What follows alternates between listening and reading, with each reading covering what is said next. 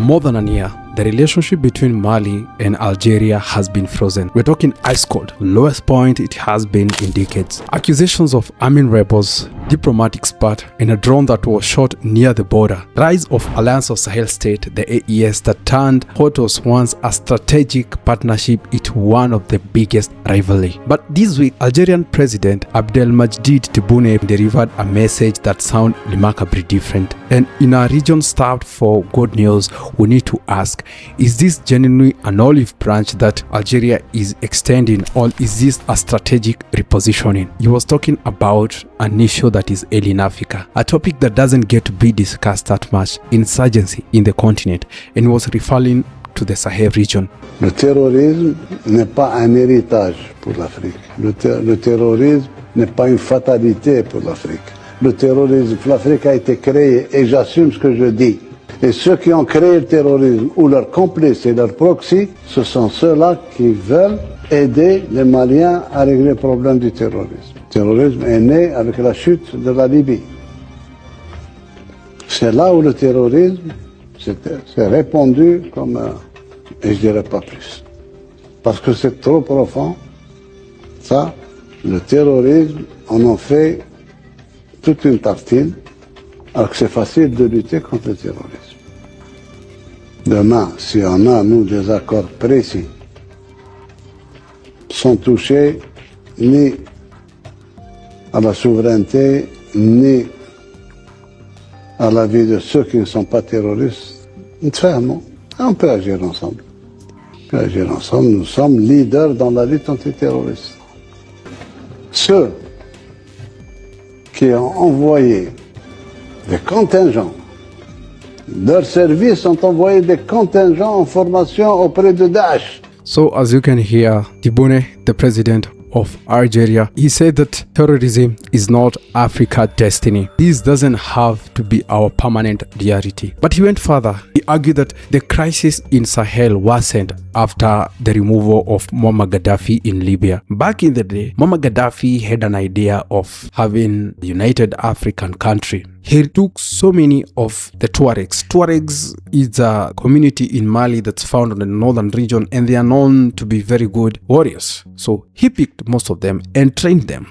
And they even went up the military ranks in Libya. And when Muammar Gaddafi was removed, most of them came back with weapons, angry. And they were willing now to achieve their long-awaited goal of having a country in a northern side of Mali known as Azawad. And the 2012 situation really brought Mali government down into its knees. We can't just blame it on the 2011 fall of Muammar Gaddafi. We have many causes that led to this, and one of it, Algeria played part in it. We have to remember the origin of this. AQIM, an Al-Qaeda affiliated group, and this group was born out of the Algerian Civil War of 1990. We have example, an Algerian man by the name of Mokhtar Belmokhtar, aka Mr. Marlboro. He was known to be a cigarette smuggler. He was an Algerian. He recruited, and ultimately he's one of the people who led to the fall of the 2012 government of Mali. So Algeria cannot claim that there was just a bystander in this particular situation. They have cards to play. They know the players, and they have the intelligence. They have the tribal connection. But where it gets complicated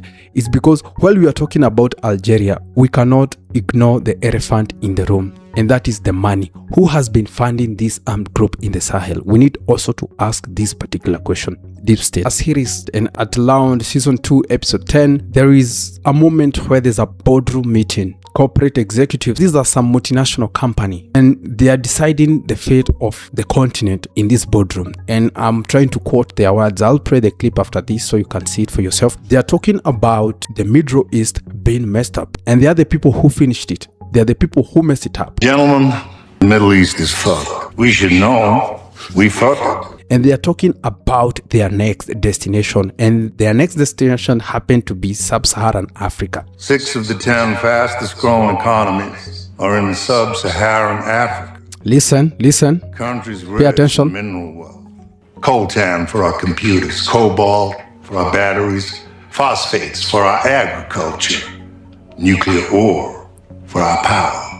The countries that have natural resources after their Canadian subsidiary was denied a mining contract. A huge deposit of cobalt was discovered in Mali just over 2 years ago. Pay attention. Back then, we approached the Malian government about mining rights. They told us that those rights were going to the Chinese. They created a security situation in Mali that ended up with that Canadian subsidiary getting the mining right. So we set about to create the conditions to make sure that wouldn't happen. Remember when they say that they are going to lie to us in the news and tell us the truth in the movies? That's actually what was happening in this series. I was shocked. Just last week, one of our Australian subsidiaries, thank you, Larry, secured those rights. And that sounds like a movie script, but that is just a reality that happened in 2012. They called it a pilot program, like it had worked in Mali, and they are going to replicate it into other African countries. Our pilot project in Mali hit a few bumps. Wait a minute.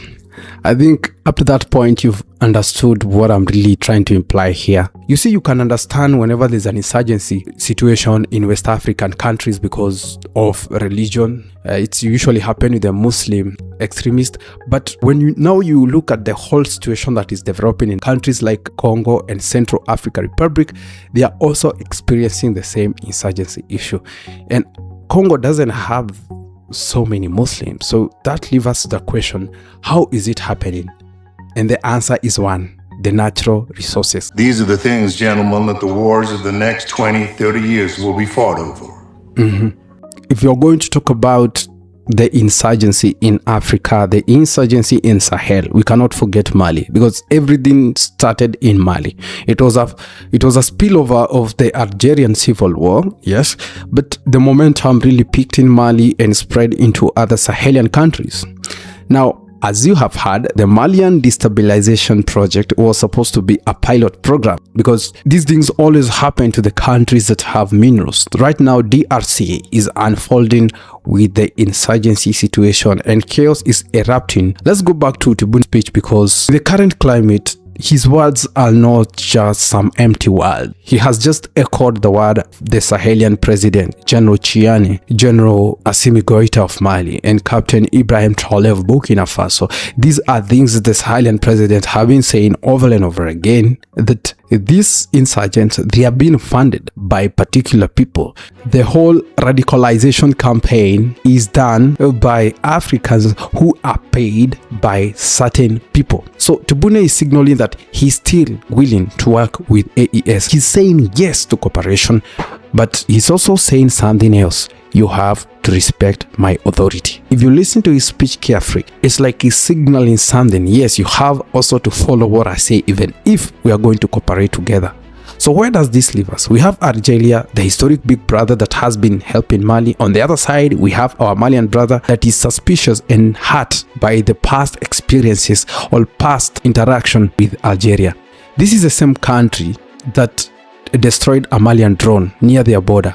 This is the same country that Mali has accused of harboring the Tuareg rebels that have been terrorizing the northern region of Mali. They've been hiding in Algeria when the situation gets worse. So why now? The thing is, Algeria is nervous because the AES is making very strong move.